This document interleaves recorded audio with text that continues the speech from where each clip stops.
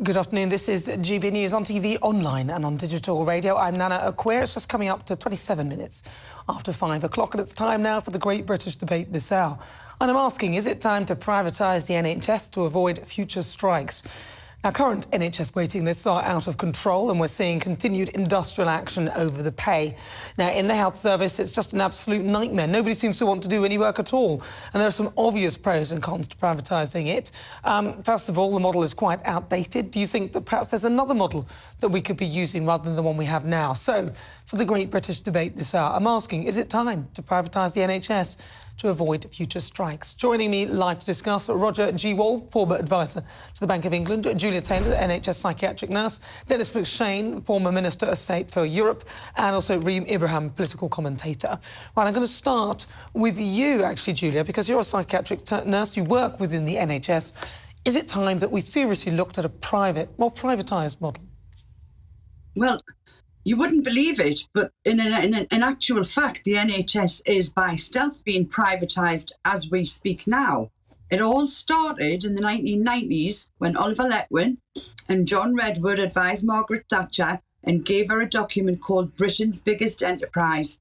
And that was the document that said, how are we going to turn a private public-funded organisation into a private thing?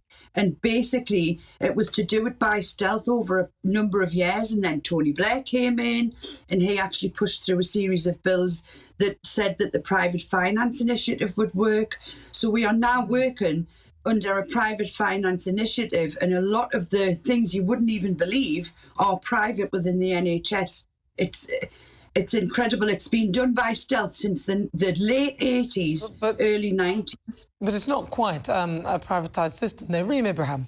So when we talk about privatisation, we mean actually owned by private companies. At the moment, the National Health Service is still a state monopoly. It's owned by the government. We currently have waiting lists of about 7.3 million people. We spend just below £200 billion a year. There is all of this hectic panic when it comes to the privatisation of the NHS.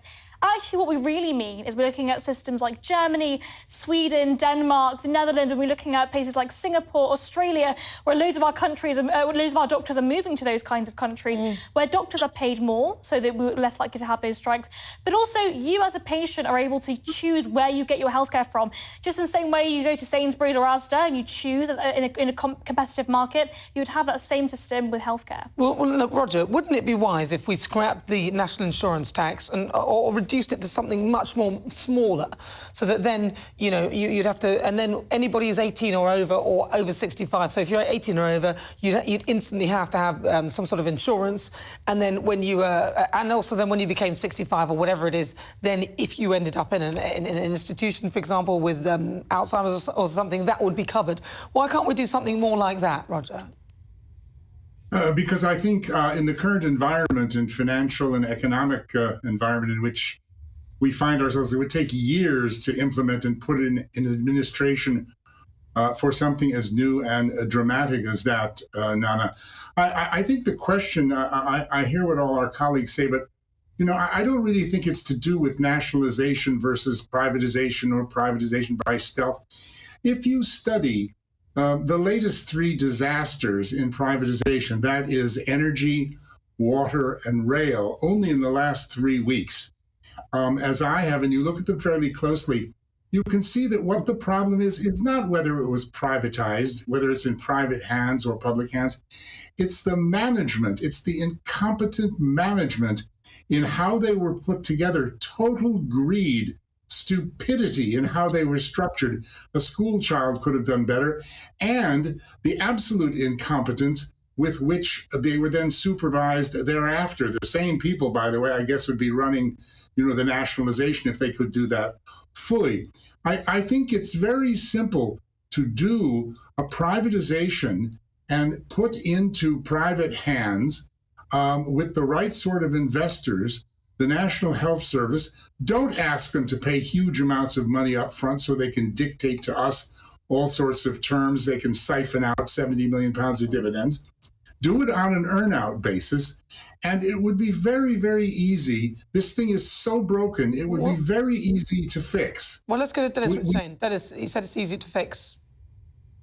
It's in such terrible shape. Look, Dennis, we have, Dennis. sorry. If I may, if somebody else is allowed to speak.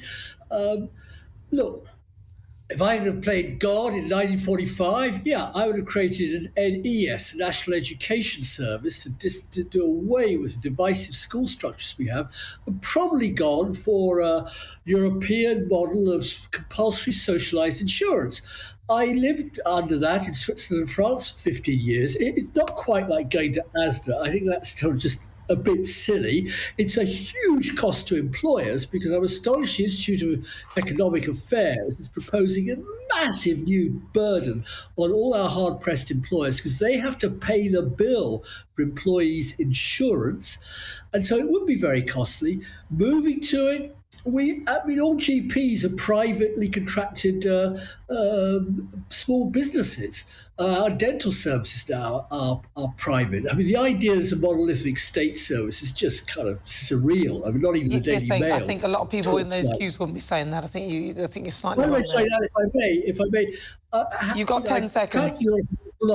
The idea there are no strikes in countries where health services delivered privately really is an illusion. Nobody said that. Nobody said that, but they wouldn't have us by the short and curlies. Thank you very much, Dennis McShane, former Minister for Europe, Roger Gewolb, former advisor to the Bank of England, Julia Taylor, NHS psychiatric nurse, and also Reem Ibrahim, a political commentator. Thank you so much.